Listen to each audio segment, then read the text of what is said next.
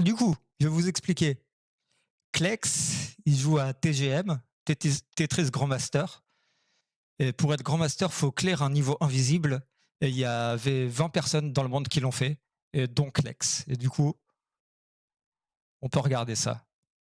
Voilà, c'est assez impressionnant. Mais incroyable, mais bonjour, bonjour Speedons, j'espère que vous allez bien. On est ici avec le bon Rocher Foster pour être surtout sur la run de Qlex sur le Tetris Grandmaster 2. Tetris Grandmaster 2 et 3, Ah, par contre, ça dure 54 minutes. On va continuer ce bloc super. Attends. Niveau invisible. Ouais, par contre, celle-là, elle dure 50 minutes. J'ai trouvé une vidéo où on n'a pas les 50... on a juste la run. Ouais, bah non, on va prendre celle-là, mais on va aller à la fin. Ça commence... parce qu'on on va commencer à partir de là. Ouais, voilà. C'est-à-dire qu'il arrive au générique. Tout à l'heure, il a fini en 8 minutes. Là, il est à 5 minutes 49. C'est immensément plus rapide.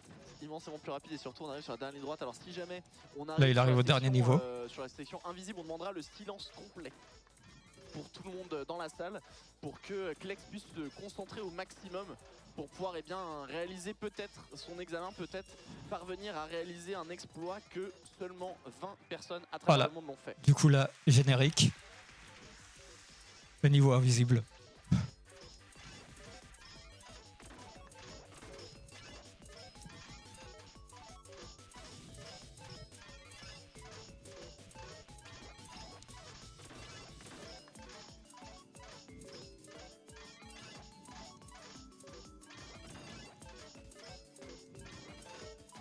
Ah, je comprends pas comment ils font les gens.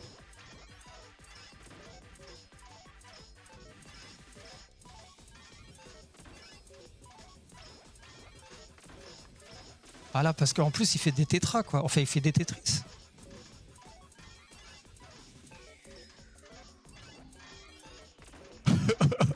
Mais oui, mais... Après, voilà, il y a 20 personnes dans le monde qui arrivent à faire ça quoi.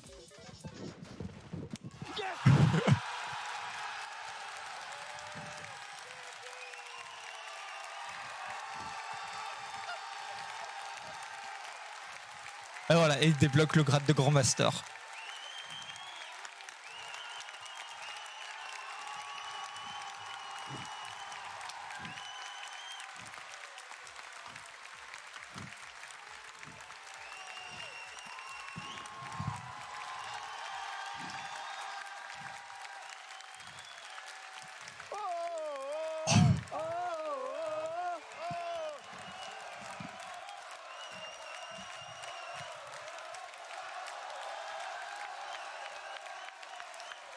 C'est bon. Truc de fou. Ah mais ça se voit, il en peut plus, il a tout donné. Parce que surtout que pour faire ça, il y a quand même le niveau invisible, c'est après la fin quoi. Donc t'as tous les niveaux avant. Donc truc de psychopathe quoi. Et c'est évident mon ref, on est ici au Palais des Congrès, il y a toutes les plus grandes sommités du monde qui sont rassemblées ici dans ce lieu. Les plus grandes sommités du monde, mais évidemment que t'as tout Grand Master ici mec. Évidemment. Après 13 ans de Tetris, évidemment que c'est aujourd'hui que tu rentres dans le Panthéon, bordel. C'est historique, c'est fou. C'était cool, ouais. Voilà, voilà. Et du coup, pour ceux qui n'ont pas vu, on peut, c'est comment il s'appelle, Blue Scooty. Ah voilà, c'est celle-là. Ah oui. C'est celle-là que j'ai vue, mais c'est en anglais. Ah ouais, c'est traduit. Setting a new world record for the longest game of NES Tetris by getting the first ever level 157. But something unexpected is about to happen.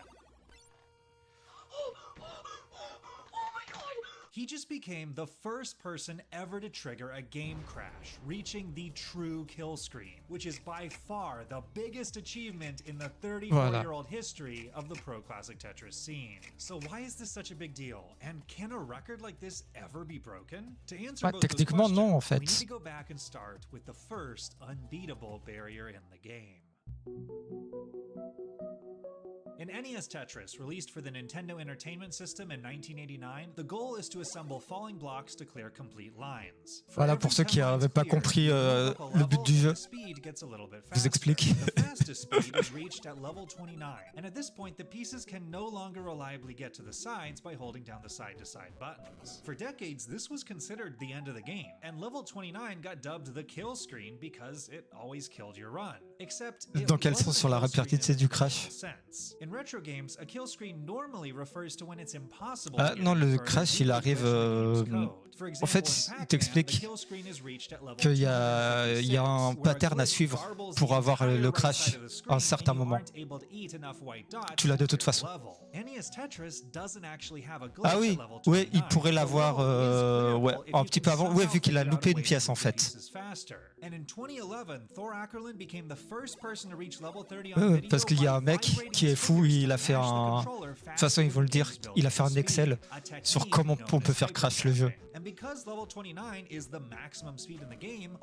Ah, pour moi, Tetris, la fin, c'est quand on a la fusée.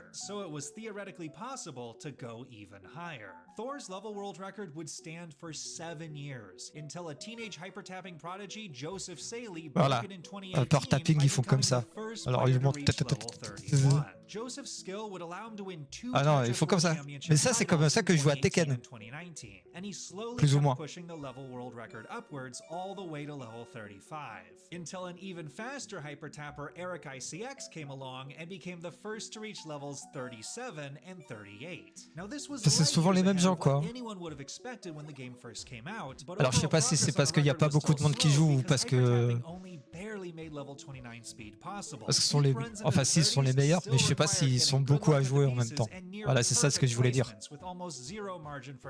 In order to truly push things a lot further, some kind of breakthrough was needed. But then a new technique came along that would change everything. Ouais, alors ça... In 2020, a Tetris player named Cheese watched a video on various button mashing strategies and had the epiphany to combine a multi-finger technique by Hector Fly. Je comprends toujours pas comment ça marche. Another technique that used a finger on the bottom of the controller to push it into another finger on the top. He called this new technique rolling, and it allowed him to easily reach button mashing speeds over twice as fast as the quickest hyper tappers. He became the first player to ever reach level 40. And although a hyper tapper named Alex Thatch would end up taking the record back, he would be the last tapper ever to do so. Over the next few months, there was a flurry of new records as most of the top players in the scene switched over to the new rolling technique, culminating in Eric ICX, now a roller, shattering the record in 2021 by making it all Après, c'est peut-être parce que c'est une manette NES et les manettes NES, elles sont plates comparées à genre une Logitech avec tout le truc. Donc oui, j'avoue que ça fait jouer. NES Tetris was originally designed with 10 normal looking color palettes for levels. Bah, une fois que tu trouves une technique, ça va plus vite, quoi. Là, t'es toute légère, ouais. C'est clair, parce que ça y est, avec une manette de Xbox, ouais. T'as pas le même truc. Everything is written to try and be extremely memory efficient. So the line of code that's supposed to determine the level color glitches out starting at level 138 and starts pulling data from outside the color table, resulting in a bunch of random, bizarre color palettes that can be difficult to see. If you're into code and wondering exactly how and why this happens, Hydrant Dude has a great 2-minute explainer video on the subject that I'll link in the description. Obviously, the color glitch wasn't a problem when the game first came out because making it to level 138 would have been a pipe dream. But now, players were actually on the verge of getting there. Technically, the first player to reach the glitch colors was Fractal161, but he opted to go for it on the much lesser played PAL version of the game, which runs 20% slower than the much more common j'avais pas vu le slogan. in the World Championships and most of the main leaderboards, including this one. Eric ICX became the first person to achieve glitched colors on the NTSC version, impressively managing to get it in an actual tournament match and making it all the way to level 146 before a particularly level cost him to top out. He ended up winning the 2022 World Championships a few months later. But now the combination of challenges with visibility and sheer endurance were starting to slow down progress again, as Eric's world record game had lasted nearly 40 minutes. minutes. It took over a year before anyone was able to get past the dim level that had taken out Eric. And when a player named Pixel Andy finally managed to beat it, he got taken out by an even more difficult level featuring pieces that were nearly pitch black. Wait, the colors. I can't see it.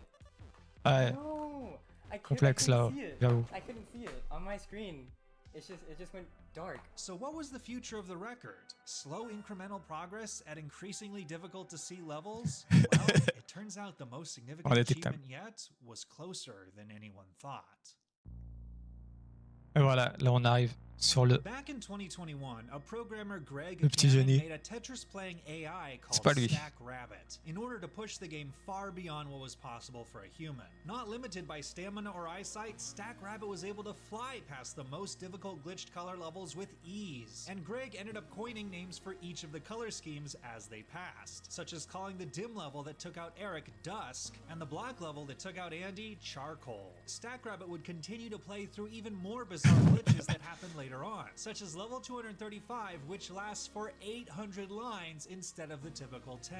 But eventually, the game just can't function anymore. And there's the long bar, and it's gonna crash the game with that Tetris into level 237. Its final score. final score 102 millions. So what's going on here? Ça va, c'est un bon In the petit simplest score. possible terms, the game is running on code, which is instructions on what to do next, and RAM, which is its workspace where it calculates things and keeps track of what it's doing. The game's code starts to become really inefficient on very high levels because no one was expected to get this far, and eventually a glitch happens where the game switches from reading instructions from the code to reading the RAM as if it were code. If the resulting garble generates a stop command, it completely breaks the game, leading to it being called the true kill screen. Ah If you want bah the au full petit title déj, breakdown, again, Hydra Dude has a vite fait, great video yeah. on the topic that I'll link in the description. But here's the Je thing. fais ça The game dans mes crash toilettes. doesn't always happen in the same spot because the glitch can get triggered by very specific things depending on the level, Évidemment. such as what piece you have. C'est pour or ça how que je many passe lines you clear at once. And Stack mon temps Rabbit dedans was là-dessus. actually playing on a modified version of the game that has 7 digits in the score counter instead of 6, so it didn't have the same crash spots as an unmodified version.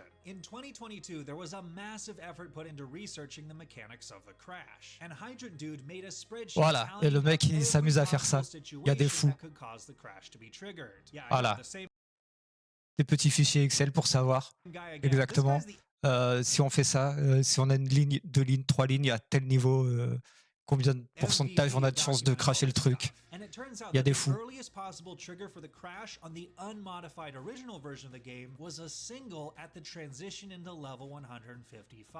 That actually wasn't too far off from the world record. A human might actually be able to do that, provided they could get through Dusk and Charcoal. In 2023, after Fractal won the World Championships and firmly established himself as the best current player in the scene, he decided to start live streaming daily attempts to get the crash. But on the very first night of his grind, a player named Blue Scuti shocked the scene by being the first player to ever beat Charcoal. D'ailleurs, je sais pas, il a quel âge Blue Scuti, mais il a l'air tout jeune en plus. Not only did this set a new level world record and score world record to boot, it was only 18 lines away from the first crash. Scuti was a newer player in the scene who's recently been on a meteoric rise. Bah ça se voit quoi. Mais déjà And after getting the record, he decided to challenge Fractal and start D'ailleurs, on fout dans sa tête. himself. And later said in an interview, you know, I just thought if I was so close, I might as well race him for it and try and beat him to the crash. But Fractal looks like he could be getting it at any moment. Less than 24 hours later, on day 2 of the grind, he had a game early on that went all the way to the level right before the glitched colors. Are you ready? Ça me fait rire. Le mec, il est en train de faire sa partie et d'essayer d'avoir le truc. Later on in the night, he succeeded in getting to the glitched colors, but then disaster struck. Je sais pas si c'est à ce moment-là ou après. No, I got completely blindsided. Despite not getting the game crash, this game would actually end up taking back the score world record from Blue Scuti. On day 3, Fractal started up again, ready for another evening of attempts. But just 20 minutes into the stream, the chat alerted him that Blue Scuti was currently on a big run. Là, il y en a un qui essaye, mais l'autre il essaye en même temps. Oh my god. Et voilà.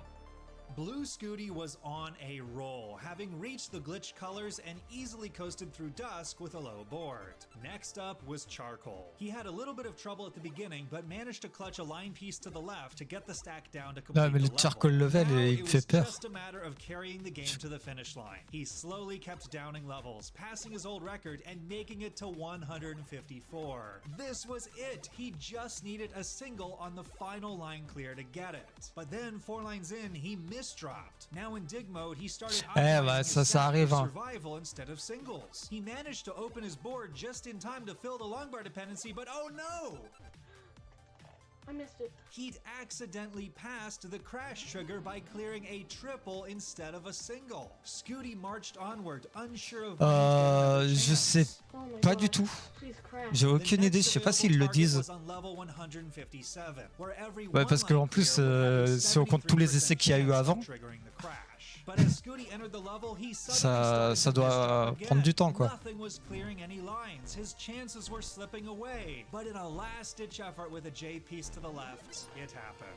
Mais ouais, du coup, s'il avait single à la place de triple, il l'aurait eu avant. Mais Immediately, reactions poured in from the rest of the community. He did it! He did it! Wait! He got it! Oh my God! Let's go! The truly crazy thing about this achievement is that NES Tetris had always been considered an unbeatable game. No matter how rien much n'est you imbattable. played, eventually your board would reach the top of the screen and the game would be over. This was the first time ever where instead of the game beating the player had beaten the game. And this really feels like a turning point for the scene as a whole. At the time Cheese invented the new rolling play style, he Ah oui, carrément, il joue avec des gants, j'avais pas vu. and would eventually destroy the scene.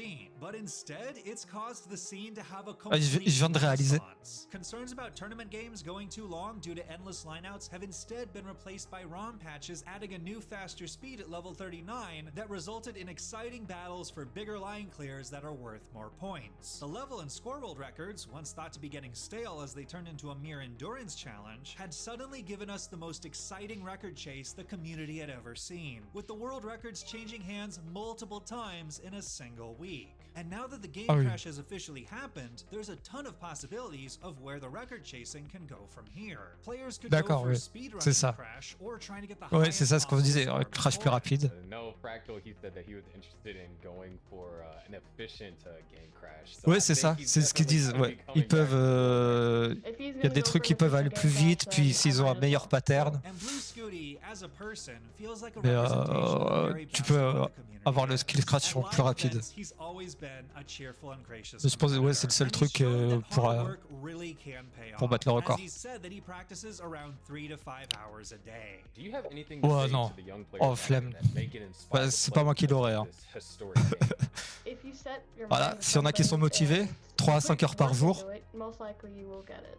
If you try hard enough. His first place finish at the Kansas City Regional Championship this past month was his first live tournament victory. And if you'd like to see him play live again, his next appearance will be at the Heart of Texas Regional Championship in just a few weeks. But one final question remains. After the game crash, is there any major milestone left to achieve? Voilà, c'était ça la question que je me...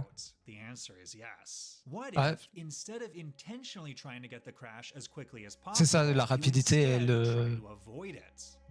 Ah oui, éviter le crash.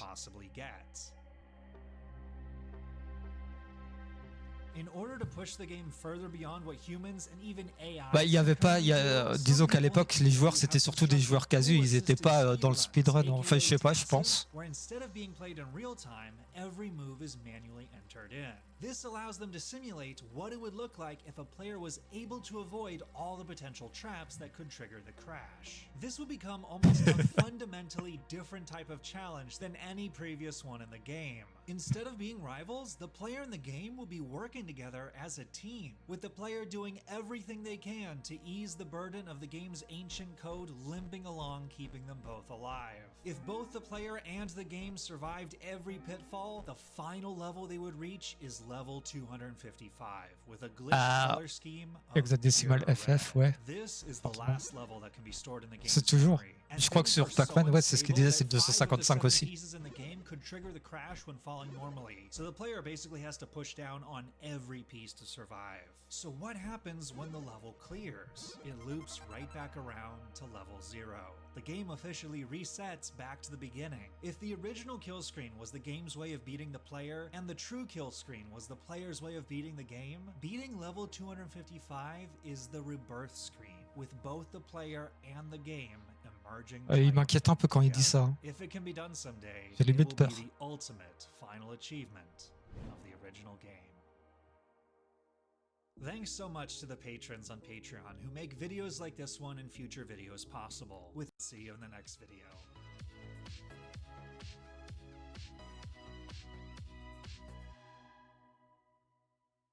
Ouais, tu peux pas aller plus loin. Je pense, ouais, ça doit